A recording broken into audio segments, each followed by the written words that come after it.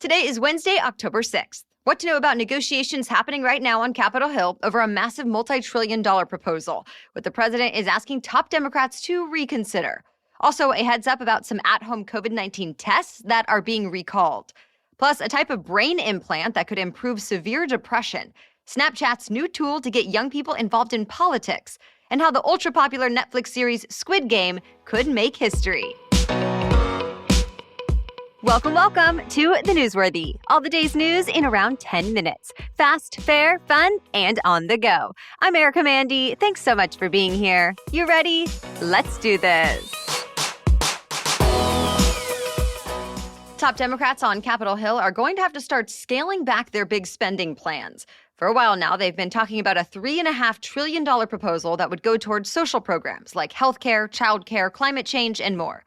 Well, now President Biden is telling Democrats they'll have to make it more like $2 trillion or less if they want to get it passed. All Republicans have already said they would vote against a large spending package. They say it puts too much government into people's lives, and they take issue with how Democrats want to pay for it through raising taxes on the richest Americans and corporations. Republicans say those tax increases could cripple the economy, but some Democrats say the investments are needed for American communities to survive and thrive. Well, without any Republican votes, President Biden would need every Democrat on board. And a couple of moderate Dems have also said $3.5 trillion is just too much. So the president is hoping he'll get the votes if the price tag comes down. Some lawmakers involved in the negotiations tell the Wall Street Journal they'll probably have to narrow their plans for free community college, child tax credits, and universal pre-K. So instead of offering those to everyone, it would only be for lower or middle-income Americans. But nothing is set in stone at this point. Negotiators will have to figure all this out soon, though. Democratic leaders say they want to pass both this package and the $1 trillion infrastructure bill by the end of this month. It seems there's an urgent issue with the ranks of the CIA. The New York Times got a hold of a top-secret memo that went out to every CIA station and base around the world. It reportedly warned officers that dozens of informants or spies have been killed, arrested, or compromised in some way, all in the last several years. It laid out the specific numbers, too. And as the Times explains, that's unusual, since that kind of information is usually kept strictly under wraps. The CIA is apparently having a hard time recruiting spies around the world, though. In recent years, other intelligence services in countries like Russia, China, Iran, and Pakistan have been hunting down the CIA's sources. And in some cases, they've turned them into double agents who feed disinformation to the U.S. So this memo laid out issues the CIA needs to avoid. For example, being too trusting of sources, underestimating foreign intelligence agencies, and moving too quickly to recruit spies while ignoring risks. So far, though, the CIA has not said anything about this publicly. Another COVID-19 booster shot could be on the market soon. Johnson & Johnson officially requested the FDA authorize a second dose of its vaccine. Its data shows when people get a second shot, the vaccine becomes about 94% effective at keeping them from getting sick from COVID-19. And that's compared to about 74% with just a single shot. Now the FDA will review all the data, and it could decide within weeks whether to authorize the booster and who could be eligible. And while we're talking about COVID-19, we should mention certain at-home tests are being recalled. The company Ellume pulled hundreds of thousands of its testing kits from the market because a lot of them are giving people false positive results. So if you bought one, you can request a replacement online. Keep in mind, though, this doesn't affect all Ellume tests, just certain lots. To see a full list of lot numbers that have been recalled, head to our website. We posted the full list of affected products in today's episode notes. A new major worldwide report shows climate change is devastating the Earth's coral reefs. Researchers found the world lost about 14% of its coral reefs in just one decade, from 2009 to 2019. And they say that's a big deal because coral reefs do a lot for us. For example, the fish that depend on them become food for hundreds of millions of people.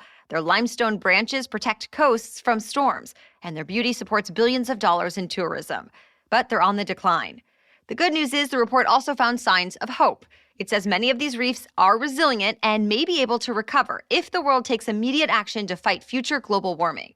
The federal agency NOAA calls this the largest global analysis of coral reef health ever undertaken.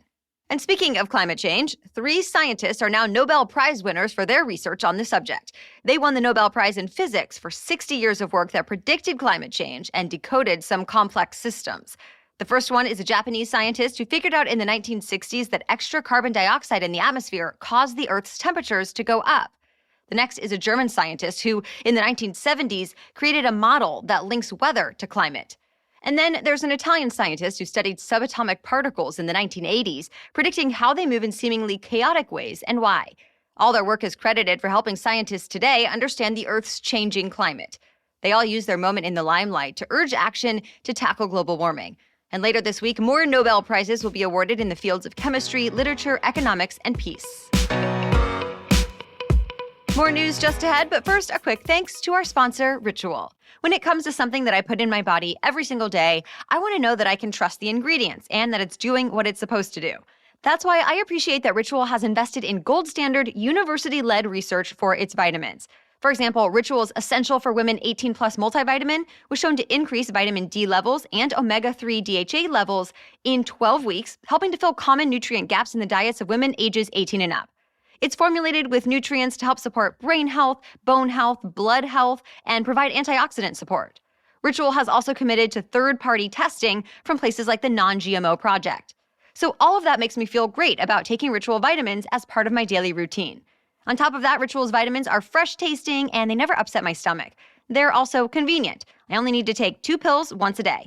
And when I'm ready for more, my vitamins show up at my doorstep, so I never run out.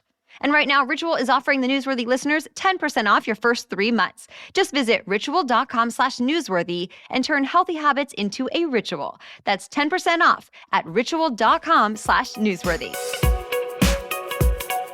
A new study published this week is providing new hope for treating severe depression. This experimental proof-of-concept trial involved only one person, but it seems it went really well.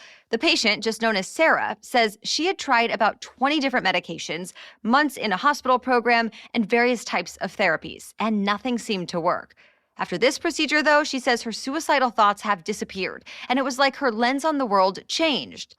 Basically, a matchbook-sized device was implanted into Sarah's brain, and now it delivers electrical impulses when the neural activity pattern shows she's becoming depressed. Some are calling this a pacemaker for the brain. The New York Times reports it's the first documented case of personalizing a technique known as deep brain stimulation. Other research using the same technique that was not personalized has been inconsistent when it comes to depression. So the researchers at the University of California, San Francisco say the customization is important because one person's depression may be very different than another's. Still, much more research is needed. Work is on hold at all Kellogg's cereal factories here in the U.S. That's because roughly 1,400 workers are on strike, hoping to get their employer to negotiate on a new contract. The last one expired earlier this week. And the union that represents the workers says Kellogg wants its employees to give up quality health care, retirement benefits, and holiday and vacation pay.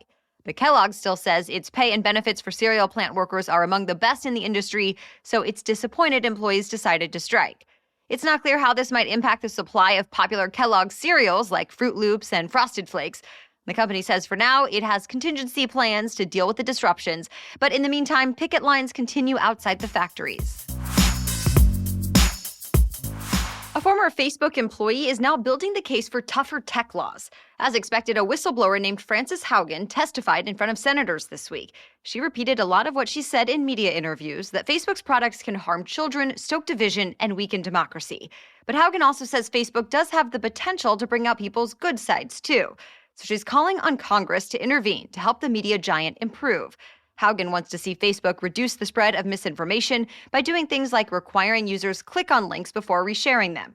She also wants to see more transparency into how Facebook operates, a more effective oversight agency, and a lot more.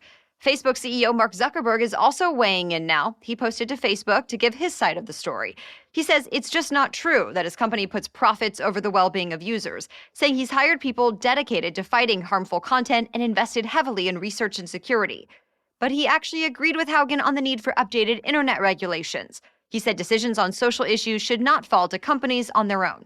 And already, a bipartisan group of lawmakers is promising that kind of action. Stay tuned. Snapchat just launched a new tool meant to motivate young people to get involved in local politics. The feature is called Run for Office. It's a portal with information about races each user is eligible for, based on their home zip codes and certain interests.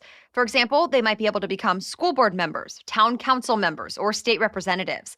The tool also includes access to candidate recruitment organizations, step-by-step guidelines about how to get on the ballot, and info about things like filing deadlines and signature requirements. Snapchat says it hopes the Run for Office tool will help lead to more diverse representation in government. By now, you've probably heard of the South Korean drama Squid Game that's become a huge hit on Netflix.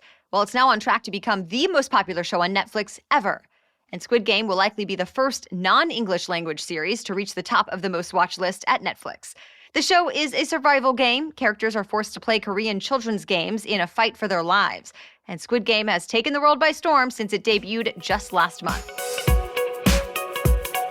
Well, that's it for the main news today, but now it's time for Work Wednesday, when we break down one interesting career or work-related news story every Wednesday. But first, a quick break for our sponsor, Crowd Health.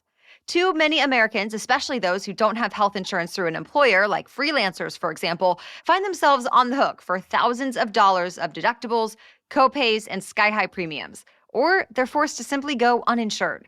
Well, Crowd Health wants to change the way the system works. Crowd Health is not health insurance. It's a community of people looking for a better way to pay medical expenses. For some, being in the Crowd Health community can save hundreds of dollars monthly.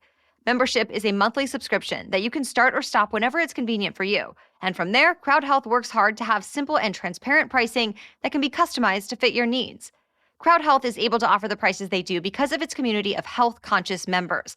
And they have a great offer just for our listeners. You can get your first 6 months for just $99 per month. That's a savings of almost 50% versus their standard pricing. Just go to joincrowdhealth.com/99 and enter the code newsworthy at sign-up. That's joincrowdhealth.com/99 with the promo code newsworthy. Crowd Health is not health insurance. It's a community-powered alternative. Term and conditions may apply. Okay, now back to Work Wednesday. Well, this is something most of us learned in preschool, and now people in businesses around the country are getting the reminder, please be kind. The Rhode Island Hospitality Association started the Please Be Kind campaign over the summer. It encourages restaurants, hotels, and others in the hospitality industry to hang signs on their doors, asking customers to be patient and kind toward the staff. The Please Be Kind campaign also includes access to mental health resources for employees. This all comes as the hospitality industry is still facing severe staffing shortages. As you can imagine, that puts a lot of extra pressure on the workers who are often doing the best they can. But customers are not always meeting them with a lot of grace or patience. Recent data sheds light on this problem. A report from the restaurant analytics firm Black Box Intelligence says more than 60% of restaurant workers say they've dealt with disrespect and emotional abuse from customers. 15% reported facing sexual harassment. And nearly 80% said the struggles of the past year have negatively impacted their mental health. The hope is that the Please Be Kind messaging will help change behavior, and at the very least, serve as a morale boost for workers. All right, thank you so much for listening today and for joining us as part of your daily routine. We'll catch you up on more news to know tomorrow. Until then, have a great day.